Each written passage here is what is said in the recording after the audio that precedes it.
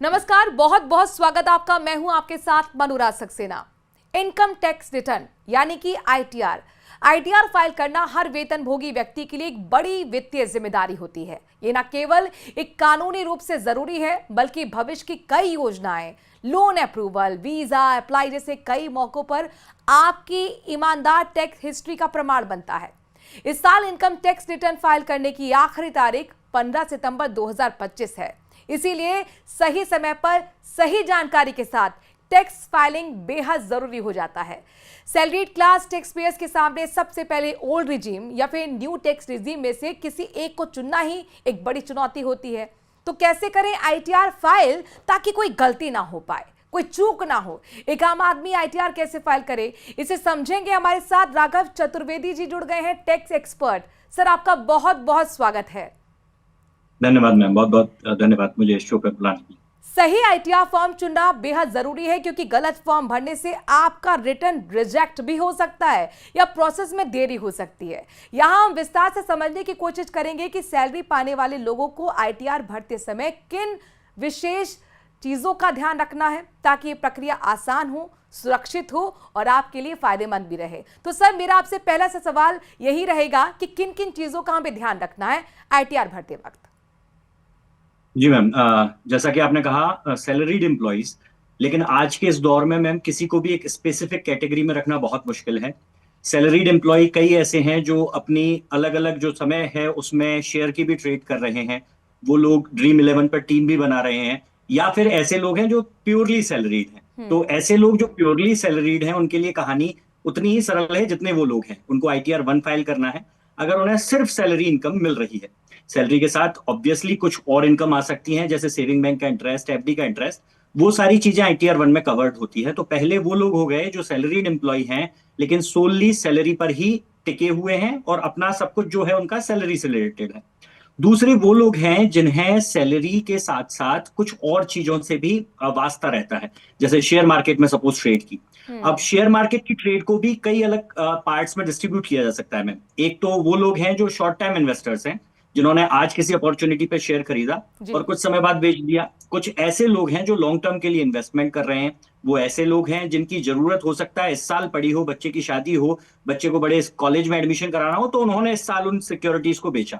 तो ऐसे लोग तो शॉर्ट टर्म और लॉन्ग टर्म कैपिटल गेन कर रहे हैं। ऐसे लोगों को सैलरी के साथ जब जोड़ दिया जाता है तो इनके लिए फॉर्म आईटीआर 2 हो जाता है। लेकिन अब इसमें ट्विस्ट तब आ जाता है जब लोग अपने स्किल गेम्स के through future and option commodity में ट्रेड करने लगते हैं। जो डे ट्रेड जिसके बारे में सबसे ज्यादा जाना जाता है कि भाई लोग 3:30 बजे तक मोबाइल से जुड़े रहते हैं क्योंकि वो उसी दिन में उस ट्रेड को करते हैं। तो इनकम टैक्स ऐसे लोगों को या इस पर्टिकुलर एक्टिविटी को स्पेक्युलेटिव या नॉन स्पेक्युलेटिव इनकम में डिस्ट्रीब्यूट करता है और ये बेसिकली बिजनेस हो जाता है। तो ऐसा व्यक्ति जो अब ये कर रहा है वो सरकार की नजरों में सैलरी के साथ साथ एक बिजनेस इनकम भी कमा रहा है और ऐसे व्यक्तियों के लिए फिर आईटीआर 3 लग जाता है। तो काफी सारी चीजें इस पर डिपेंड करेंगी कि आपका इनकम का जो पूरा समूह है वो कैसा है। अच्छा, इस बार आईटीआर प्रोसेस में क्या क्या चेंजेस हुए हैं ये भी जानना आपसे चाहेंगे। जी मैम, बहुत बहुत सारे चेंजेस पिछले 3-4 साल से सरकार पुश करने में लगी हुई है और सरकार की मंशा तब से स्पष्ट हो गई थी जब सरकार ने ओल्ड रिजीम और न्यू रिजीम में इसको डिस्ट्रीब्यूट किया था। आपको याद हो तो सालों तक हमने 1961 में इनकम टैक्स एक्ट लगना शुरू हुआ है। इनकम टैक्स एक्ट मतलब बेसिकली रिटर्न्स फाइलिंग जो हुई, पहले पेपर मोड पे होती थी, फिर डिजिटली भी होती थी। लेकिन पिछले 4 साल में ही ये कंफ्यूजन पैदा हुआ है कि भाई ओल्ड रिजीम और न्यू रिजीम। तो मैं बहुत क्विकली आपको ये समझाना चाहूंगा कि ओल्ड रिजीम और न्यू रिजीम करके सरकार ने किया क्या। तो सरकार ऐसे लोग जो ओल्ड रिजीम के साथ परेशानी क्या थी कि लोग डिडक्शंस बहुत लेते थे, जैसे ट्यूशन फीस का डिडक्शन हुआ, मेरे बच्चे स्कूल जा रहे हैं उसका डिडक्शन हुआ, एचआरए का डिडक्शन हुआ, और इन सारे डिडक्शनों की वजह से लोगों की टैक्स लायबिलिटी कम होती थी। लेकिन परेशानी ये थी कि सरकार को असली में डिडक्शन लेने वाले और नकली में क्लेम करने वालों में अंतर पता करना बहुत कॉस्टली था। सपोज आपने कोई फीस लगाई, मैं उसकी जेन्युइननेस चेक करने के लिए कहां तक जा सकता हूं, और अगर मैं सरकार हूं तो इतनी छोटी छोटी चीजों पर मेरा समय नहीं व्यर्थ होना चाहिए। तो सरकार ने बहुत समझदारी से एक नई रिजीम को लोगों के सामने रखा और इसको लेने के लिए लोग क्यों उत्साहित हों, इसके लिए सरकार ने कहा कि भाई अब अगर आप ओल्ड रिजीम में चलते हैं तो 5 लाख के बाद से ही टैक्स देना लग जाएगा, और अगर आप न्यू रिजीम में हमारे साथ मूव करते हैं तो आपको 7 लाख रुपए तक टैक्स नहीं लगेगा। ये जो 2 लाख रुपए का डिफरेंस सरकार लेके आई है, इसने बहुत क्लेवरली देखा था, या मैं मानता हूं कि कैलकुलेशन की थी, क्योंकि उन 2 लाख रुपए की ही मैक्सिमम छूट लोग इन सेक्शंस में ले पाते थे। जैसे एटीसी के जितने भी तमाम हम डिडक्शन सुनते हैं कि भाई मार्च में आते ही एलआईसी की पॉलिसीज ज्यादा बिकने लग जाती थी, है ना, लोग बाग इन्वेस्टमेंट करते थे, वो इसलिए करते थे क्योंकि उन 1.5 लाख रुपयों को बचा सके। तो एक तो लोग जनरली 1.5 लाख रुपए वहां से बचाते थे, और 50,000 रुपए बहुत करके वो हेल्थ इंश्योरेंस ले लेता था, टर्म इंश्योरेंस ले लेता था, इस जी तरीके से एक्स्ट्रा 50,000 रुपए बचते थे। तो इस सरकार ने ये 2 लाख रुपए पहले ही आपको छूट के तौर पे दे दिए कि भाई आप इन 2 लाख रुपए के लिए परेशान ना हो, आप 7 लाख रुपए वाली रिजीम में आ जाइए, और इसके बाद आपको सिर्फ एक बंदिश होगी कि आपको ये सारे डिडक्शन नहीं मिलेंगे। ठीक है। लोगों ने इसको अडॉप्ट करना शुरू किया क्योंकि इसमें टैक्स स्लैब भी कम थी, ये सबसे पहले लेके आई। लेकिन फिर भी लोगों ने जब ओल्ड रिजीम को प्रेफर किया, तो धीरे धीरे जितने भी चेंजेस और जितनी भी सुविधाएं लोगों को देने लगी सरकार, वो न्यू रिजीम में देने लगी। जैसा कि आपका क्वेश्चन था कि इस बार ध्यान क्या रखना है, तो अगर ओल्ड रिजीम आप ऑप्ट करते हैं तो सरकार 50,000 रुपए का ही स्टैंडर्ड डिडक्शन दे रही है, जबकि न्यू रिजीम में 75,000 का स्टैंडर्ड डिडक्शन दे रही है। नहीं, तो फिर मेरा स्लैब्स इसमें भी काउंटर क्वेश्चन ये है कि फिर ये तो आपने सरकार की समझदारी बता दी, अब हमारी समझदारी बता दीजिए कि किसको ओल्ड मैं रिजीम फायदेमंद करेगी और किसको न्यू रिजीम ऑप्ट करना चाहिए। बिल्कुल बिल्कुल मैम, और सरकार इतनी इतनी मतलब दूरदर्शी होती है कि वो देख लेती है। तो मैं ये मानता हूं कि आज की डेट में अगर आप बहुत ज्यादा भाई आपके पास या तो कोइंसिडेंटली सब कुछ है, या आपने बहुत दूर का प्लान करके सारी चीजें यदि आप कवर कर रहे हैं, और उसके बावजूद आपकी इनकम यदि 12 लाख तक है, तो ही आपको ओल्ड रिजीम में फायदा होगा। अगर आप अच्छा। 13 लाख रुपए से ऊपर की इनकम में है, तो आप चाहे कितने भी डिडक्शन ले लेंगे, हमेशा आपको न्यू रिजीम ही बेनिफिशियल रहेगी। उसका मोटा कारण ये है मैम कि ओल्ड रिजीम में स्लैब आप जब देखेंगे तो 0 से 5, 5 से 10, और 10 के बाद ऊपर सब कुछ उन्होंने खुला 30% में डाल दिया। जबकि न्यू रिजीम में 0 से 4, 4 से 8, 8 से 12, 12 से 16, 16 से 20, ये जो 4 4 लाख रुपए के ब्रैकेट है, और इस पे जो टैक्स सिर्फ 5-5% से बढ़ाया गया है, तो अल्टीमेटली मैथमेटिकली भी 14 लाख के बाद हर व्यक्ति को न्यू रिजीम ज्यादा बेनिफिशियल होगी, कम टैक्स लगेगा, कम पेपर वर्क होगा, बहुत अच्छा, और सरकार के लिए बहुत आसान होगा उसे प्रोसेस करना। जी। तो अब ये आपने पेपर की बात की, तो मेरा सवाल ये भी है कि ओल्ड रिजीम में क्लेम करने के लिए कौन से डॉक्यूमेंट चाहिए? सेम क्वेश्चन न्यू रिजीम के लिए भी है। जी मैम, ये सवाल आप अगर पिछले साल पूछते तो मैं बहुत आसानी से इसका जवाब दे पाता, क्योंकि पिछले साल तक डॉक्यूमेंट्स की बहुत ज्यादा रिक्वायरमेंट डिपार्टमेंट भी नहीं कर रहा था। पर हाँ। अब जैसा कि मैंने बताया कि सरकार चाह रही है कि हर व्यक्ति अब न्यू रिजीम में आ जाए, ये भी एक ट्रुथ है, मतलब इसे कहना पड़ेगा कि सरकार ऐसे ही पुश कर रही है इसको। तो सरकार ने इस बार क्या किया है कि पिछले साल तक यदि आपको भाई अगर सपोज मैं ओल्ड रिजीम ऑप्ट करता हूं, मेरे कारण हो सकते हैं, मेरे पास हेल्थ इंश्योरेंस है, मेरे पास लाइफ इंश्योरेंस है, मेरा होम लोन चल रहा है, मेरा बच्चा एजुकेशन लोन भर रहा है, तो पिछले साल तक जब मैं ओल्ड रिजीम ऑप्ट करता था, तो सरकार मुझसे कहती थी कि ठीक है भाई, आप अपने डिडक्शन क्लेम करो, अपना नेट जो टैक्स है वो पे करो और चले जाओ। लेकिन इनके डॉक्यूमेंट्स और बहुत ज्यादा रेफरेंसेस नहीं मांगती थी। लेकिन इस साल, और यही सबसे बड़ी बात है, कि इस साल यदि सैलरीड एम्प्लॉय ओल्ड रिजीम से अपना टैक्स रिटर्न फाइल करना चाहते हैं, तो उनको बहुत सारे एफर्ट्स लगेंगे। एफर्ट्स जेन्युइन भी मतलब जेन्युइन ही होने चाहिए। जैसे सपोज आप होम लोन का इंटरेस्ट क्लेम करना चाहते हैं, तो बेसिकली पहले ही होता था कि आप बैंक से एक इंटरेस्ट सर्टिफिकेट लेते थे, उसमें आप देखते थे कि कितना इंटरेस्ट पोर्शन आपने रीपे किया है, और 24B में आप होम लोन का जो लॉस है वो ले लेते थे, मतलब आपकी इनकम उतने से कवर हो जाती थी। लेकिन इस बार सरकार कह रही है कि अगर आपको होम लोन की डिटेल डालनी है, तो आप बताइए कि पहला अकाउंट नंबर क्या है आपका, किस बैंक से है, ओरिजिनल डे ऑफ सैंक्शन क्या था, कितने का लोन सैंक्शन हुआ था, 31 मार्च को आपका आउटस्टैंडिंग बैलेंस क्या था, और आपकी किस्त लास्ट वाली किस दिन डिडक्ट हुई है। तो इतनी ज्यादा डिटेलिंग है कि हर पहली चीज, और मैं इसको बिल्कुल गलत नहीं मानता, सरकार, मैं ये कहना, मतलब मेरी ये सोच है कि इस चीज को जब सरकार कर सकती थी, जो सरकार ने की है, और इससे फेक रिटर्न फाइलर अपने आप दूर हो गए। पहले ये भी होता था कि जिनके पास होम लोन नहीं था वो भी डाल देते थे कुछ भी डिटेल, क्योंकि उस समय तो सिर्फ अमाउंट डालना होता था। लेकिन आज जब सरकार ये स्ट्रिक्टनेस लाई है, तो मुझे नहीं लगता कि कोई भी या तो गलत तरीके से फाइल करेगा, और आज के एआई टेक्नोलॉजी के जमाने में जहां वो ये डाल रहे हैं कि भाई अकाउंट नंबर, वो वेरीफाई करेंगे तो उनको विद इन सेकंड्स पता चल जाएगा कि आदमी फेक डिडक्शन क्लेम कर रहा है। लेकिन इस सब के बीच मुश्किल हो गया उन लोगों के लिए ओल्ड रिजीम से फाइल करना, जो ओल्ड रिजीम से टैक्स रिटर्न फाइल करना चाहते हैं, उनके लिए उनको हर डिडक्शन के लिए डॉक्यूमेंट रखने पड़ेंगे। और न्यू रिजीम वाले और स्पेशली सैलरीड एम्प्लॉइयों को तो कुछ भी नहीं करना है, बस लॉग इन करना है, और सरकार ने आपकी सारी डिटेल्स पहले ही रखी है, क्योंकि आपको जो सैलरी मिलती है वो आपके एम्प्लॉयर ने गवर्नमेंट के साथ शेयर कर ही रखी है, आपको जो इंटरेस्ट मिलता है वो बैंक ने गवर्नमेंट के साथ शेयर कर ही रखा है, डिडक्शन आप कुछ ले नहीं सकते हैं, तो सीधा 75,000 रुपए काटने के बाद जो आपकी टैक्स लायबिलिटी है वो पे कीजिए और बाहर निकलिए। पे करने में भी अब बैंकों के चक्कर नहीं लगाने हैं, यूपीआई से सरकार ने अटैच कर दिया है, ये भी 2014 के बाद का डेवलपमेंट है। तो आप क्यूआर कोड स्कैन कीजिए, टैक्स पे की, और अच्छे नागरिक बनिए।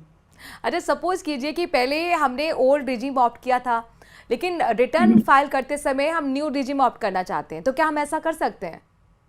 बिल्कुल, बहुत वाजिब प्रश्न है मैम। और क्योंकि हमारी पूरी चर्चा आज सैलरीड एम्प्लॉयज के लिए, तो उनके लिए बिल्कुल इसमें कोई अंतर नहीं आया है। सैलरीड एम्प्लॉय, और अब बात करनी होगी वही जो सबसे पहले मैंने बाइफरिकेशन बताए थे कि हम्म। सैलरीड का यहाँ पे हम अज्यूम कर रहे हैं, मतलब वही व्यक्ति है जो सिर्फ सैलरी इनकम कमा रहा हम्म। है। ऐसा व्यक्ति हर साल अपनी सिचुएशन चेंज कर सकता है। अगर उसे किसी पर्टिकुलर ईयर में अपनी आय की वजह से लगता है कि मुझे ओल्ड रेजिम बेनिफिशियल है, तो वो बिना किसी स्पेसिफिक फॉर्म को या एडिशनल फॉर्म को फाइल किए सिर्फ फॉर्म में एक डिक्लेरेशन देके उसे हर बार स्विच कर सकता है। लेकिन यदि यही बात आप बिजनेस पर्सन के लिए पूछती, तो उसके लिए सिर्फ एक मौका है। हम्म। वो एक बार न्यू चूज करने के बाद सिर्फ एक बार ओल्ड में आ सकता है और उसके बाद न्यू में कभी नहीं जा सकता है। तो ओह। ये सैलरीड एम्प्लॉयज के लिए तो इजी है, उसमें कोई ज्यादा समस्या नहीं है। और ओल्ड रेजिम में एटीसी और होम लोन के अलावा क्या क्या हम क्लेम कर सकते हैं? मैम, एटीसी के जो ओरिजिनल डिडक्शंस हैं वो काफी सारे हैं।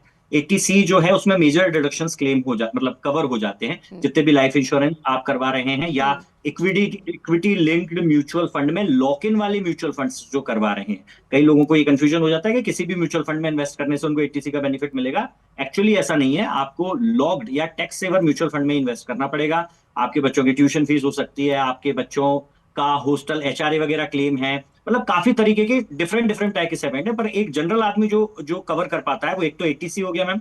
इसके अलावा आप एनपीएस में अकाउंट, न्यू पेंशन स्कीम में अकाउंट खुलवाते हैं तो 50,000 रुपए का एडिशनल वहां से ले सकते हैं। अगर आप किसी बड़े शहर में रह रहे हैं और आप अपना वहां पे जो है घर बना रहे हैं और होम लोन ले रखा है, तो उसका इंटरेस्ट पोर्शन 2 लाख रुपए तक क्लेम कर सकते हैं। उसका प्रिंसिपल पोर्शन बेसिकली एटीसी में ही आ जाता है, तो वो 1.5 लाख वाली गणित में वो शामिल हो जाता है। जी। इसके अलावा आपके हेल्थ इंश्योरेंस हैं, आपके जो पेरेंट्स हैं यदि वो मेडिकली आप पे डिपेंडेंट हैं, कुछ क्रिटिकल डिसीजेज हैं, तो उसको आप क्लेम कर सकते हैं। 80U करके एक सेक्शन होता है जिसमें अगर आप अंधे हैं या किसी तरीके की फिजिकली हैंडीकैप्ड है और आप अपने लिए उसे क्लेम करना चाहते हैं, तो काफी वेराइटी ऑफ डिडक्शंस हैं अवेलेबल ओल्ड रिजिम में। हम्म।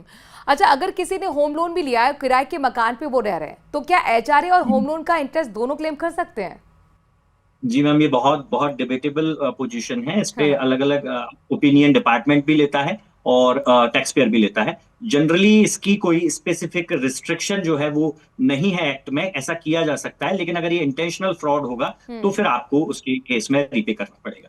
और होम लोन को क्लेम करने की क्या शर्तें होती हैं?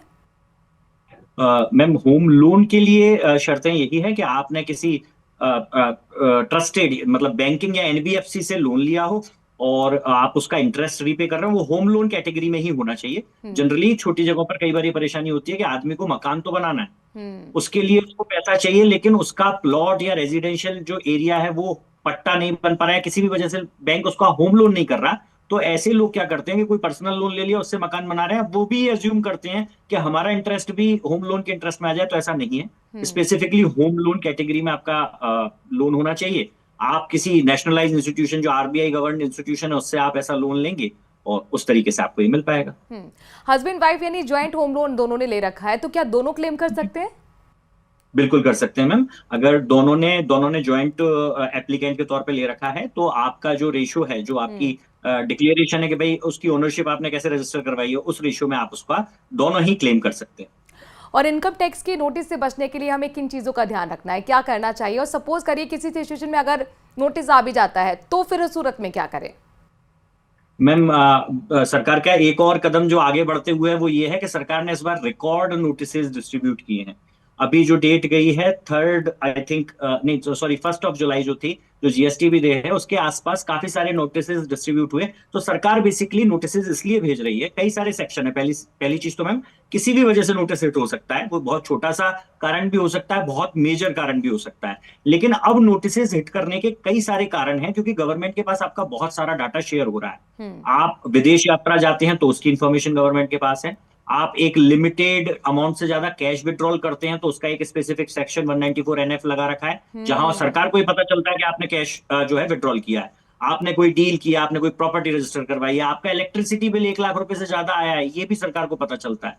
तो इतनी सारी जानकारियां जब सरकार के पास होती हैं, और इनकम टैक्स का जो फाइलर है आज भी देश में, मात्र जो मोदी गवर्नमेंट के आने के बाद, बहुत ज्यादा नोटबंदी के बाद लोग फाइलर्स हो गए, तो भी 12 करोड़ रिटर्न फाइल हुए हैं पिछली बार में, है ना। 140 करोड़ के देश में अगर 12 करोड़ फाइलर्स हैं, जिसमें से भी इतने न्यू फाइलर्स हैं, तो उनकी जनरली गलती ये हो जाती है कि वो हर इनकम को कवर नहीं कर पाते हैं। तो जहां भी आपने इनकम कवर करने से चूक की, वहीं पे आपको नोटिस हिट हो सकता है। तो सावधानी ये रखनी है कि एक बहुत अच्छा डॉक्यूमेंट गवर्नमेंट ने निकाला हुआ है, AIS और TIS, है ना। ये आप टैक्स पेयर इन्फॉर्मेशन सिस्टम के नाम से आप अपनी इनकम टैक्स साइट में लॉग इन करके कोई भी देख सकता है।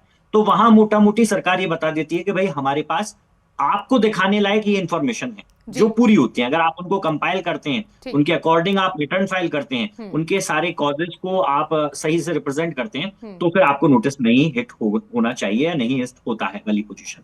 बहुत बहुत शुक्रिया राघव चतुर्वेदी जी हमसे जुड़ने के लिए और ITR के प्रोसेस को एक्सप्लेन करने के लिए, वो भी सिंपल वर्ड्स में। तो राघव चतुर्वेदी जो कि टैक्स एक्सपर्ट थे, उनको आप सुन रहे थे। फिलहाल हमारी खास पेशकश में इतना ही। नमस्कार, देखते रहिए News 18।